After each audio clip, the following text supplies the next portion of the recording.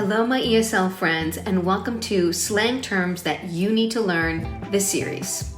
Every week, I'm going to be dropping one video with 5 slang terms that you absolutely need to learn this year, 2024.